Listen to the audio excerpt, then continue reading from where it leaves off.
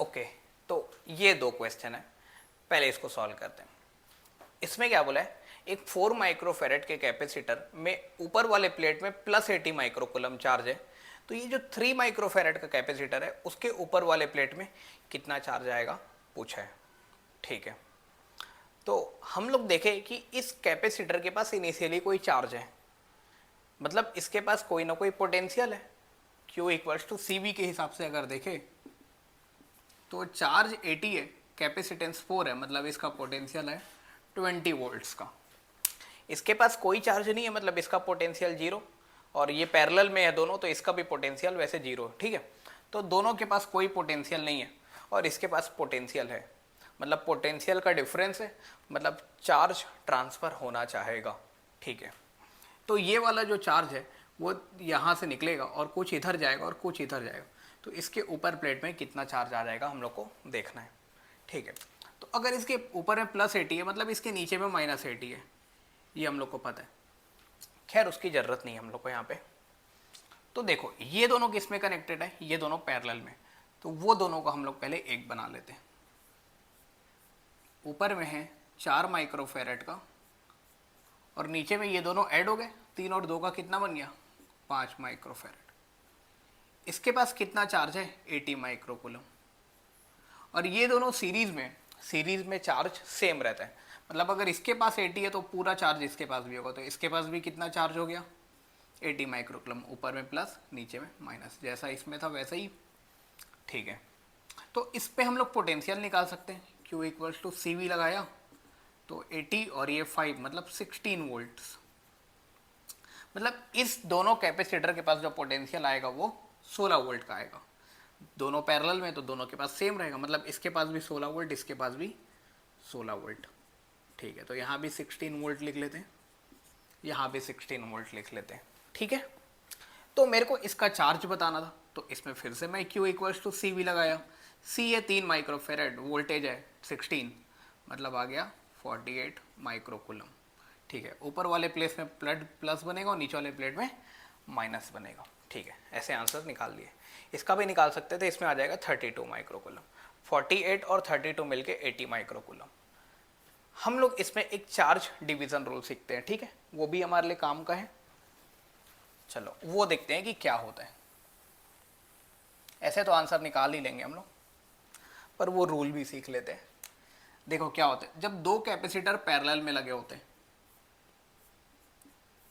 जैसे यहाँ पर से यहाँ से कुछ चार्ज आ रहे हैं, वो कुछ इधर गया Q1 और कुछ इधर गया, यही चार्ज दोनों का सम होता है। हाँ, तो इसके पास कितना जाएगा और इसके पास कितना जाएगा डायरेक्ट वो भी लिखना सीख लेते हैं। चलो देखते हैं, यहाँ से चार्ज आ रहा है Q, मान लो इधर चार्ज किया Q1 और इधर चार्ज किया Q2, इसका कैपेसिटेंस C1, इसका कैपेसिटेंस C2, तो हम लोग Q1 और Q2 की वैल्यू डायरेक्ट लिख लेंगे। Q1 कितना आएगा देखते हैं और Q2 कितना आएगा देखते हैं। चलो दोनों पैरेलल में तो दोनों का पोटेंशियल सेम होगा, तो मैं सपोज उसको एज्यूम कर लेता हूँ V वोल्ट। तो इस पर अगर मैं Q1 लिखना चाहूँगा तो कितना आएगा C1V, और इसमें अगर मैं Q2 लिखना चाहूँगा तो कितना आएगा C2V। पर मैं टोटल चार्ज देखना चाह रहा हूँ, जो टोटल चार्ज होता है वो तो दोनों का सम होता है, मतलब Q बराबर Q1 प्लस Q2 होता है। तो हम क्या करते हैं, दोनों को ऐड कर देते हैं। जब दोनों को ऐड किया तो क्या बन गया Q1 प्लस Q2, मतलब उसको मैं Q लिख लिया। ठीक है, और ये भी ऐड हो गए तो V कॉमन निकला, तो क्या बचा C1 प्लस C2V।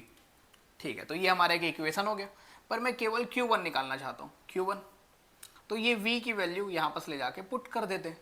ठीक है, या फिर दोनों को डिवाइड कर दो, उससे भी हो जाएगा। चलो दोनों को डिवाइड कर देते हैं, इसको और इसको, तो Q1 बाई Q कितना आ गया देखो, ये डिवाइड बाई ये हो गया C1 बाई C1 प्लस, और V से V कैंसिल हो गया, तो यहाँ से Q1 की वैल्यू कितनी लिख ली हम लोग, सीधा देखो ये उधर जाके मल्टीप्लाई हो गया, मतलब C1 के पास Q जाकर मल्टीप्लाई हो गया, और नीचे में क्या बचा C1 प्लस C2, तो ये हमारा Q1 सीधे निकल जाएगा। कैसे निकालेंगे, C1 by C1 plus C2 multiplied by Q।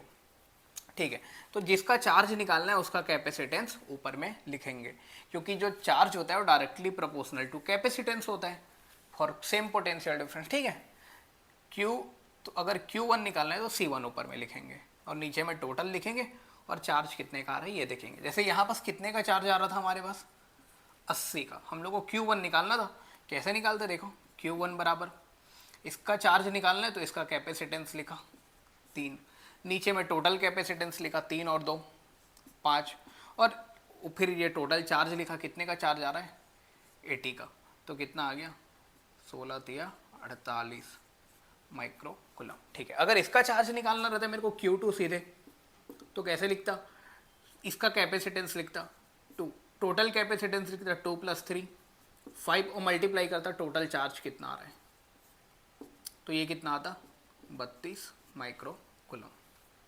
ठीक है, तो टोटल चार्ज का इस पे कितना पार्ट जा रहा है और टोटल चार्ज का इस पे कितना पार्ट जा रहा है निकाल सकते हैं। ठीक है, ये divide by total into charge. ठीक है, तो ये रूल हम लोग को याद होना चाहिए। Q1 ये और Q2 निकालते तो C2 बाई, ये फॉर्मूला हम लोग याद रख लेंगे। ठीक है, चलो हो गया। अब इसको सॉल्व करते हैं।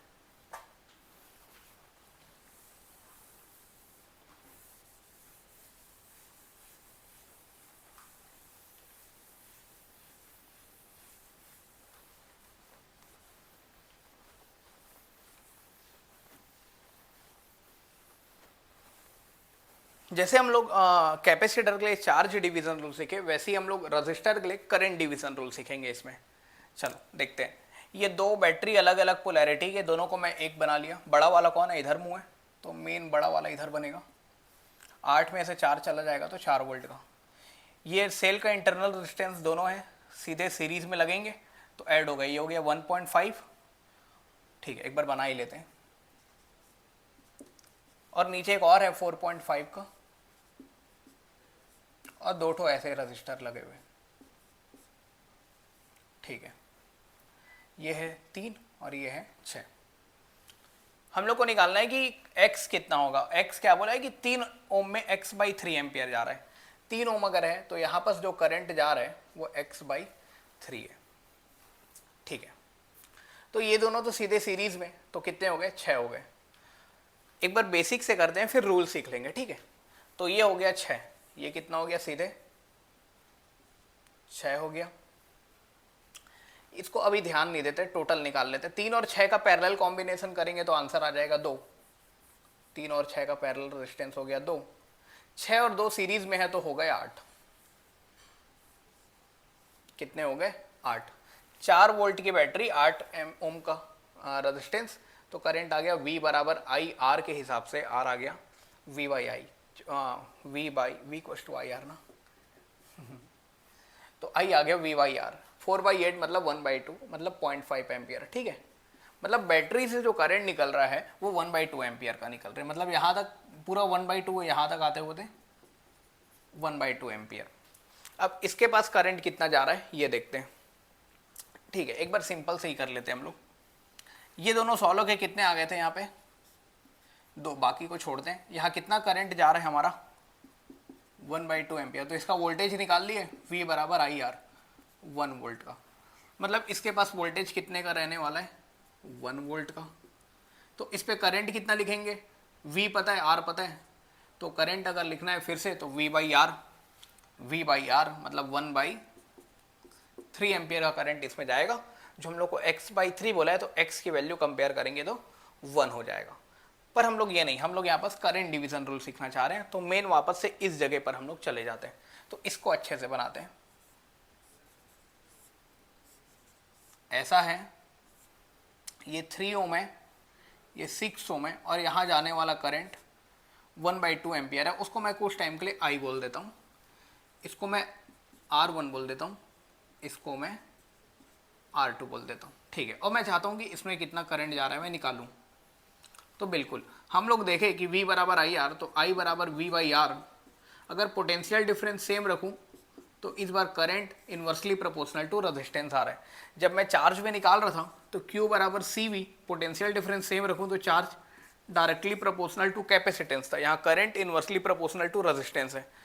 मतलब उसके लिए अगर मैं Q1 निकालने जा रहा था तो मैं निकाला था C1, क्योंकि चार्ज जैसा वैसा कैपेसिटेंस। हाँ, मतलब जैसा कैपेसिटेंस वैसा चार्ज, तो C1 तो Q1, नीचे में total multiplied by total charge. पर यहाँ अगर लिखूंगा I1 तो रेजिस्टेंस इन्वर्सली प्रोपोर्शनल है, मतलब अगर I1 ऊपर लिखूंगा तो R1 नीचे लिखूंगा, समझे, मतलब ऊपर में लिखना पड़ेगा मेरे को R2, क्या लिखना पड़ेगा R2 डिवाइड बाई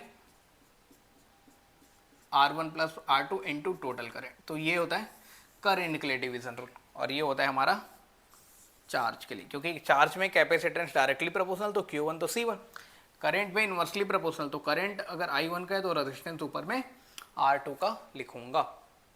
चलो इसको प्रूफ करके देख ले कैसे आता है क्या। चलो एक बार ये भी देख लेते हैं कि आया कैसे होगा। हाँ, यहाँ पर सेम पोटेंशियल ले लिया V, तो अगर मैं I1 लिखना चाहूँगा तो कितना आएगा V बाई R1, वैसे ही I2 लिखना चाहूँगा तो कितना आएगा V बाई R2। मैं टोटल करंट में जाना चाह रहा हूँ, मतलब दोनों को ऐड करूँगा, क्योंकि I बराबर I1 प्लस I2, यहाँ I2 ठीक है, तो दोनों को ऐड कर दिए तो ये भी ऐड हो गया, V कॉमन निकला, 1 by R1 plus 1 by R2, मतलब R1 plus R2 by R1 R2, ठीक है, ये करंट आ गया। तो हम लोग I1 निकालना चाहते हैं तो इस V की वैल्यू को ले जा, या फिर दोनों को डिवाइड कर देते हैं, ठीक है, तो I1 बाई I, ये डिवाइड हुआ तो V से V मरा, ये डिवाइड बाई ये, तो ये ऊपर चला गया, ये वाला ऊपर चला गया, और ये नीचे में दोनों मल्टीप्लाई हो गए, R1 प्लस R2, तो ये कैंसिल हो गया। तो I1 की वैल्यू कितनी आ गई R2 divide by R1 plus R2 multiplied by I। तो यही फॉर्मूला हम लोग लिखे यहाँ पे, I1 बराबर ऐसे ऐसे निकाल सकते हैं। I2 निकालना है तो ये दोनों को डिवाइड कर देंगे तो I2 निकल जाएगा, ठीक है। तो अगर ये करंट मैं लिखना चाह रहा था डायरेक्ट हमारे क्वेश्चन के हिसाब से,